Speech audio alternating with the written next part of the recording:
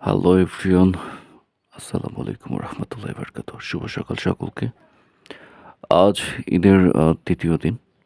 আজ আমরা সকলে চিন্তা করেছি বন্ধু সব মিলে আইস অ্যাপেল খাবো।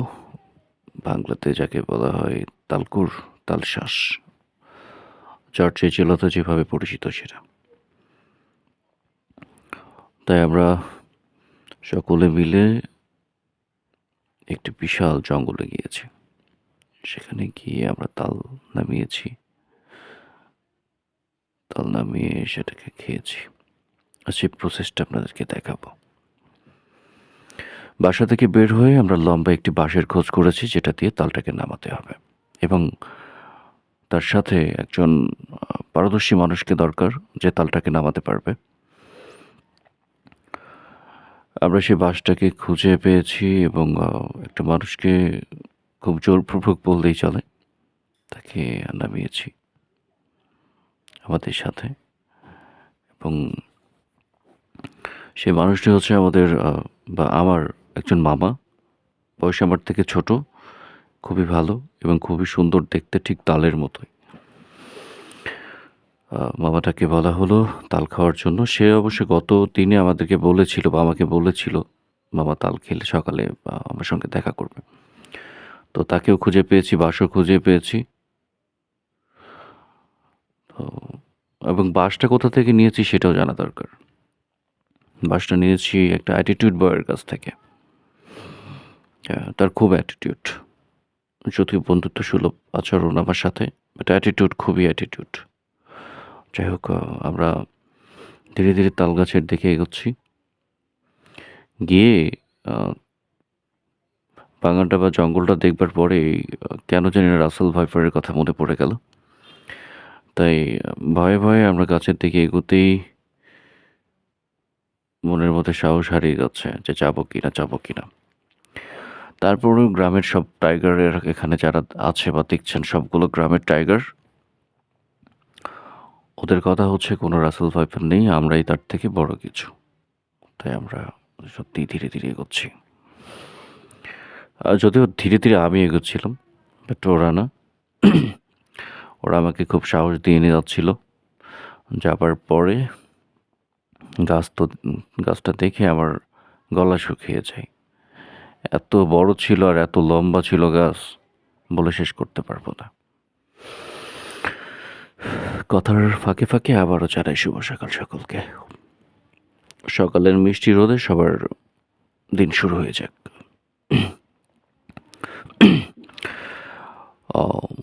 গাছ থেকে তাল পাড়া হলো একটা, সেই তাল নিয়ে কাড়াকাড়ি। কে খাবে আগে, তারপরে সবাই মিলে ঝিলে খাওয়া হলো। ও হ্যাঁ, আমরা তাল খেতে গিয়েছি, কিন্তু যেটাতে কাটা হবে সেটাই নিয়ে যাওয়া হয়নি। পরে ছোট ভাইকে বলা হলো একটা কিছু আনার জন্য, সে গিয়ে একটা দা নিয়ে এসেছে। সেটা দিয়ে আপাতত আমরা তাল খাচ্ছি। আর সব থেকে বড় কষ্ট হচ্ছে, জঙ্গলের মধ্যে হলেও আমরা অপোজিট সাইডটা বেছে নিয়েছি তাল খাবার জন্য, যেখানে প্রচণ্ড রোদ ছিল। নিজেকে কন্ট্রোল করতে পারছিলাম না, এতটা রোদ, এতটা তাপ ছিল। কিন্তু কি করার, শখের জিনিস লক্ষ গুণ বেশি হয়।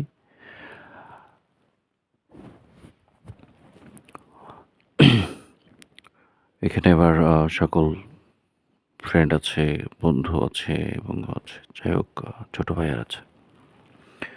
সবাই খুবই ভালোবাসার মানুষ। একটা মানুষকে বাদ দিতে চাই না আমি। হ্যাঁ, এখানে কুদ্দুস আপন আছেন এবং মিমন আছেন, মামুন আছেন, এবং সবার ভালোবাসার একটি ছোট ভাই আছেন, তার নাম কারিম। হ্যাঁ,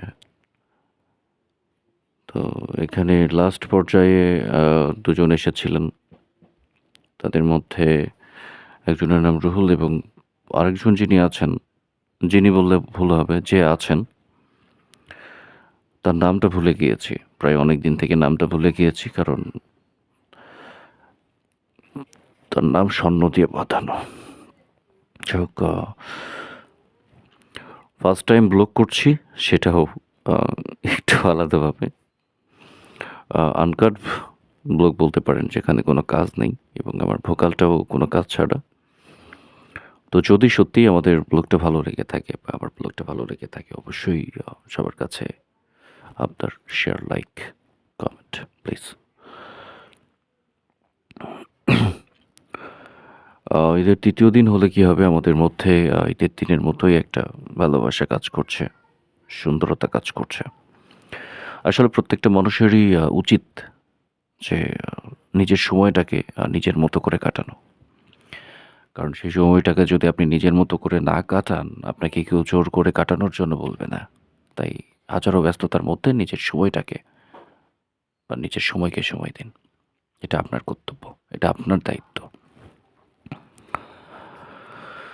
আহ, হয়তো একটু সময় লাগবে আপনার পরিবর্তন আসতে, তবে সত্যিই আপনি পারবেন।